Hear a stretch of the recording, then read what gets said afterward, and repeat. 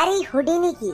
एक दिन वो लोहे की जंजीरों से बंधा हुआ एक पुल से कूदने वाला था। हर बार ऐसे जानलेवा स्टंट करके वो मौत से बच निकलता था। वो उस जमी हुई नदी में कूद गया और हजारों लोग हैरानी से उसे देख रहे थे। इसके बाद हमें 17 साल पहले की कहानी दिखाई जाती है, जहाँ हुडीनी अपनी पत्नी बेस के साथ वेश्याओं के कोठे पर जादू दिखाने पहुंचा। बेस ने सबके सामने ऐलान कर दिया कि हुडीनी हथकड़ियां लगाकर एक बंद डब्बे से बाहर आकर दिखाएगा, लेकिन वहाँ मौजूद एक आदमी कहने लगा कि उसकी हथकड़ियां तो नकली हैं। पर हुडीनी कहाँ कम था।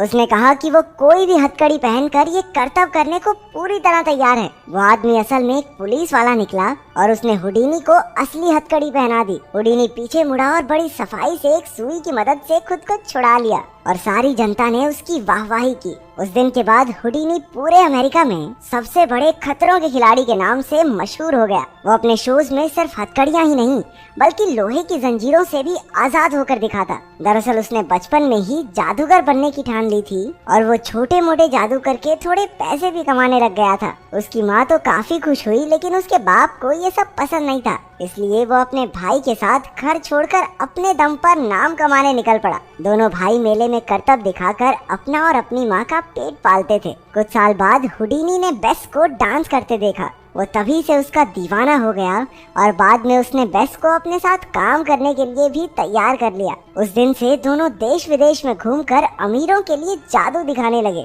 उधर हुडीनी का भाई भी उसी के करतब दिखाकर पैसे कमाता रहा। ये देखकर हुडीनी ने ऐसे स्टंट्स करने का फैसला किया जिसकी नकल करने के बारे में कोई सोच भी ना सके। इसके बाद हुडीनी और बेस एक मशहूर जेल में जाकर जेलर से मिले और हुडीनी को कैद करने को कहा। जेलर ने कहा कि वो सिर्फ गुनहगारों को ही जेल में डाल सकता है, तो हुडीनी ने उसकी जेल का मजाक बनाना शुरू कर दिया और ये कहकर कि वो बड़ी आसानी से वहाँ से भाग जाएगा, उसने $100 की शर्त भी लगा ली। जेलर